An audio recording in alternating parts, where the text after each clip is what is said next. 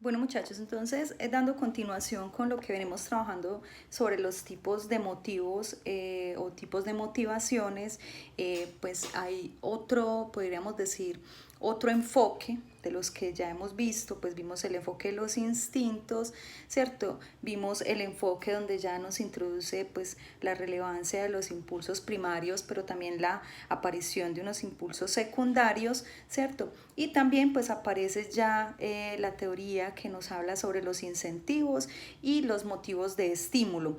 Aparece entonces un nuevo enfoque, digámoslo así, un poco más actual, también con la intención, con la pretensión de explicar la motivación, ¿cierto? Cómo funciona o cómo opera. Y este enfoque se conoce como el enfoque cognitivo, ¿cierto? Enfoques cognitivos relacionados con aquellos pensamientos que subyacen a la motivación. Pensamientos que subyacen a la motivación. Desde esta perspectiva, podríamos decir entonces que no es tanto un asunto de aprendizaje o un asunto de la necesidad, la curiosidad o la necesidad de activarnos, ni tampoco un asunto meramente biológico, sino que ya nos está diciendo que en gran medida lo que mueve al ser humano, lo que representa un motor para el ser humano, son sus pensamientos, ¿cierto? Sus pensamientos.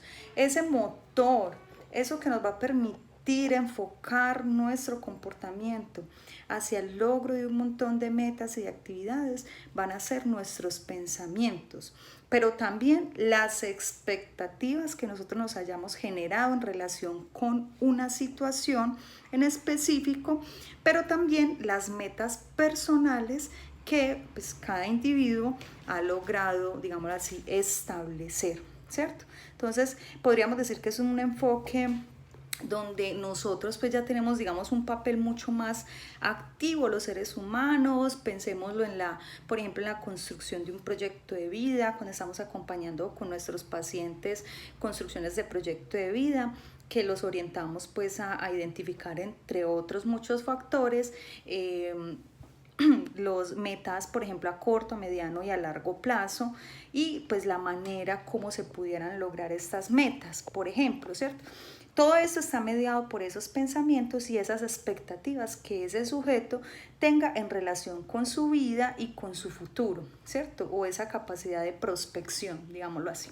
Entonces, este enfoque cognitivo nos dice que nuestras cogniciones son entonces las que nos van a permitir mantenernos en una tarea de manera persistente y pues lograr todo lo que nos proponemos. Vale, entonces desde esa perspectiva encontramos, digámoslo así, dos subtipos de motivos desde el enfoque cognitivo y son pues motivaciones que ya hemos, pienso yo, escuchado por ahí constantemente y es las que tienen que ver con la motivación intrínseca y la motivación extrínseca. Creo que en algún momento ustedes han podido escuchar esas dos. Cuando hablamos de motivación intrínseca, estamos hablando de una motivación, de esa energía, de ese motor que tiene el sujeto, que impulsa al sujeto a llevar a cabo sus tareas, sus actividades, sus metas, pero que proviene de su parte interna,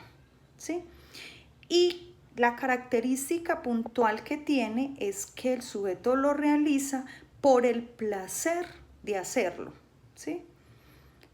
Lo realiza porque lo quiere hacer, porque tiene una convicción interna de realizarlo. Y eso es importante tenerlo en cuenta porque, digámoslo, en el estudio, en la universidad, en el trabajo, en metas, digámoslo, a nivel deportivo, todas esas cosas que usted se pueda proponer en el día a día, en su cotidianidad, en la vida que usted elige vivir, si usted tiene un enfoque intrínseco, usted va a realizar las cosas independientemente de los factores externos que pudieran obstaculizar o no ese proceso, ¿cierto? No importa, no va a generar, digámoslo así, un interés relevante para tomar, digámoslo así, decisiones y mantenerse activo en el logro de la tarea. es que no tengo internet, no tengo pasajes para ir a la universidad, es que la profesora o el profesor no es de mi agrado, es que esa materia no me gusta, es que yo eso no lo entiendo. Entonces en muchas personas se convierte esa en una razón para dejar de cumplir, dejar de hacer o incluso abandonar tal vez el sueño o el proyecto que tienen, por ejemplo, de estudiar o de ser psicólogos, por poner un ejemplo, y así con cada una de las cosas de la vida. Es que a mí me gusta mucho el fútbol, uno escucha pues mucho esa chocoaventura, es que yo iba a ser futbolista, pero el entrenador que me tocó, ay no, era muy cansón, no me la llevaba bien y nunca más volví a entrenar. Entonces eso se pierde, digámoslo así, ese logro de esa meta, ese logro de ese fin, de ese proyecto de vida, bueno, como lo quieras llamar, a partir de elegir o tener una motivación diferente a la intrínseca. Entonces, cuando hablamos de motivación intrínseca, estamos hablando de hacer las cosas por la convicción y por el placer que eso implica realizarlo. Lo que se dice o se comenta en relación con, y lo que nos dice Friedman en el libro, en relación con las personas que, digámoslo así, dirigen su vida hacia una motivación intrínseca o desde una motivación intrínseca, son personas que realizan cada una de sus tareas con más ahínco, ¿cierto? Con mucha más fuerza, con mucha más perseverancia. Y pues se dice que la tendencia es a que realicen o llevan a cabo, digámoslo así, produzcan obras o logren resultados de mucha mayor calidad. Pero pues también hay otro tipo de motivación de tipo cognitivo, desde el enfoque cognitivo, que es la extrínseca, que sería, digámoslo así, lo contrario a la intrínseca.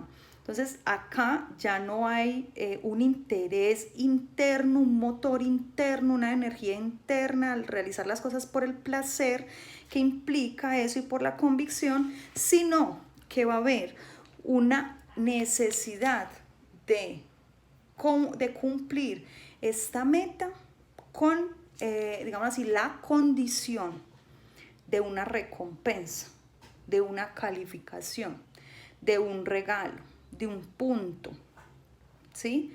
Muy conductual, además de un punto. Yo compro en esa parte porque allá acumulo puntos, no porque sea de mejor calidad o es lo que más me gusta. Yo voy a ser futbolista, basquetbolista o atleta, no porque eso me motive a mí y yo lo disfrute, sino por tener fama, reconocimiento, dinero, y va a depender entonces de los entrenadores, del clima. Por ejemplo, a mí el año pasado pues hubo pues donde yo vivo una tormenta eléctrica y pues hubo pues como un problema ahí con un rayo. Entonces parece pues que una descarga eléctrica y eso pues afectó varios electrodomésticos del sector. En el caso mío me afectó un televisor, ¿cierto?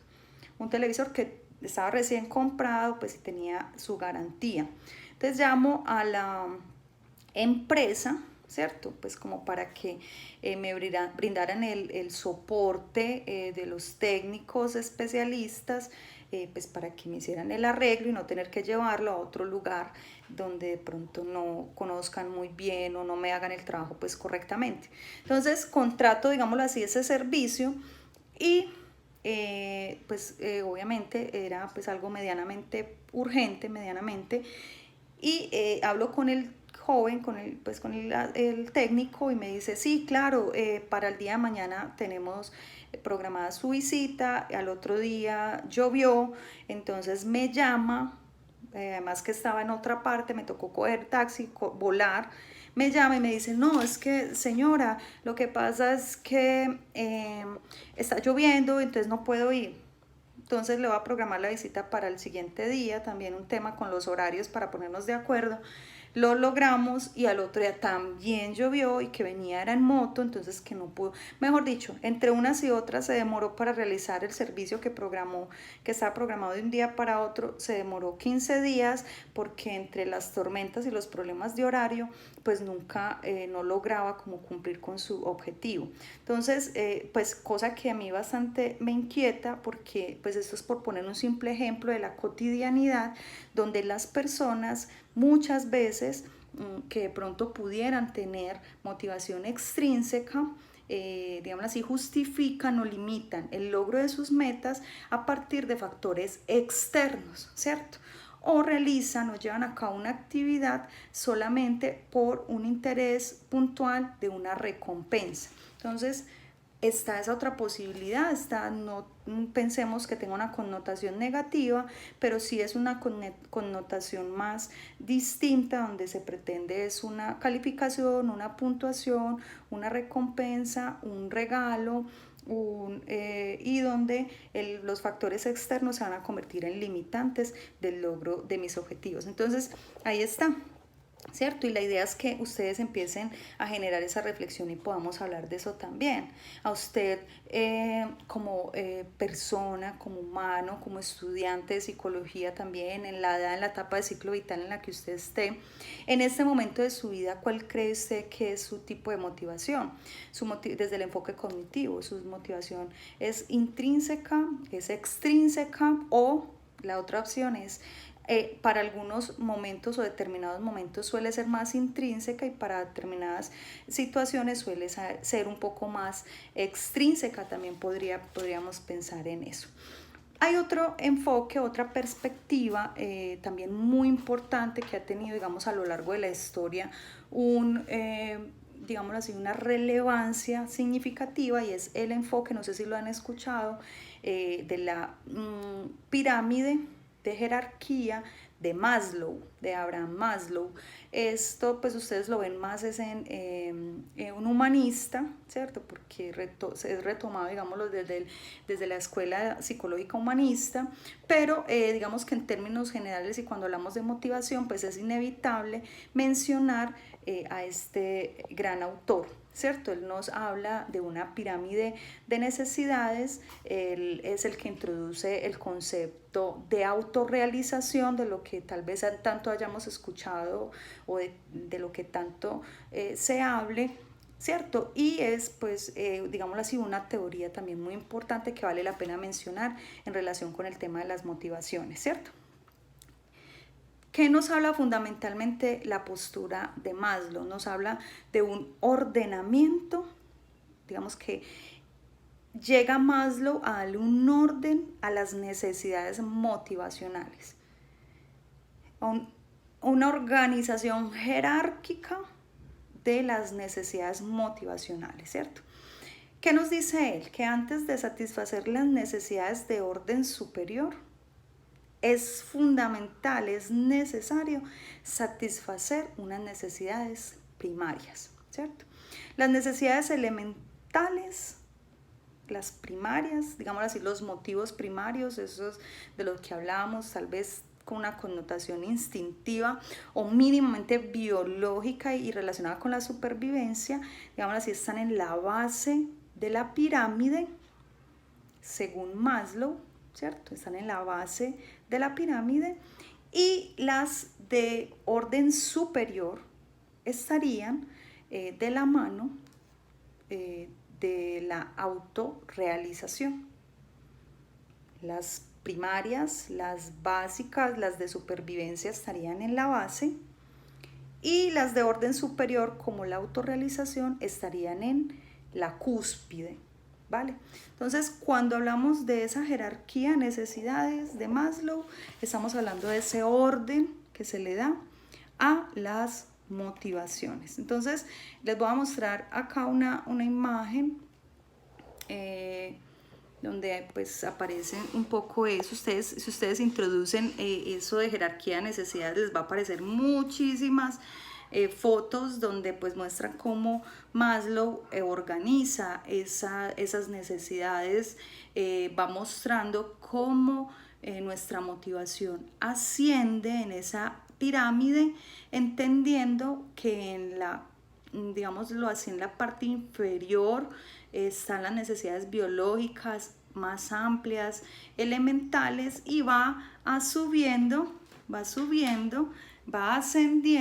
digámoslo así, a esa cúspide, donde es muy importante tener en cuenta que primero será necesario satisfacer esas necesidades fisiológicas que en un segundo momento aquí no aparecen, pero están acá, no se ve bien acá en la imagen. Vamos a ver si lo logro organizar bien. Eso, ahora sí me aparece. Ahí está. Las necesidades fisiológicas estarían en la base de esa pirámide, es decir, esos impulsos primarios, necesidades de agua, necesidades de alimento, necesidades de sueño y bueno, el sexo, que ya aquí está contemplado desde Maslow, que hace parte de las necesidades fisiológicas, y pues que ya dijimos que íbamos a revisar qué tanto corresponde eso o no. ¿Sí? En una segunda instancia, entonces viene esa necesidad de seguridad. Para Maslow, el ser humano, después de que satisface estas necesidades de supervivencia, ya va a interesarse por estar seguro, sentirse seguro, estar en un ambiente sano, buscar pues como un techo, un hogar sano que le dé esa tranquilidad, una pareja que le brinde esa estabilidad, y ya empieza a conectarse con la tercera, y es amor y pertenencia, que es esa necesidad después de que tengo comida, sueño, homeostasis, digámoslo así, ya me siento mucho más seguro y dispongo de un ambiente sano y seguro, pues ya me empiezo a interesar por el amor, por dar afecto, por recibir afecto. Después de que me centro en ese amor, en ese sentido de pertenencia y demás, ya empiezo a inquietarme por la estima. Cuando hablamos de estima, estamos hablando de desarrollar ese sentido de valía personal, de valor, de que soy importante, de que lo que hago vale la pena, de que soy significativo, de que le aporto a las demás personas, de que lo que hago es relevante para mí y para otros, todo eso. Y que en la cúspide, después de que yo ya he resuelto en gran medida estas otras, pues ya hay una inquietud por una autorrealización, que es un estado de realización personal.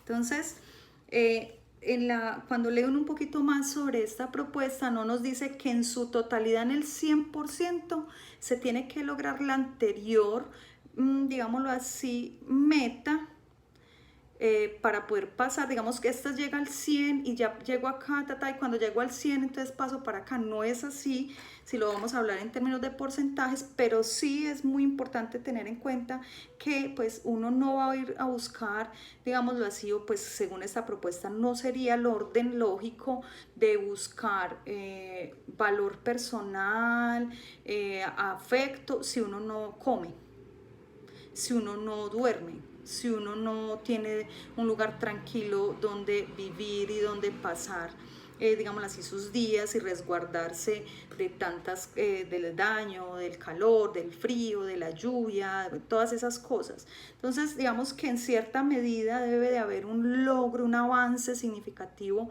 de una escala para inquietarse por la segunda escala, avance significativo, para inquietarse por la siguiente escala. No es que logren 100% y ya esto no, eso es un asunto constante. Digamos, a lo largo de la vida nos estamos moviendo en esta pirámide, y pues habla de que ya cuando llegamos a la autorrealización, es ese estado de realización personal, es subjetivo. No podríamos decir que la realización, la autorrealización es algo con unas características específicas donde todo el mundo, si no tiene casa, carro y beca, entonces no está autorrealizado.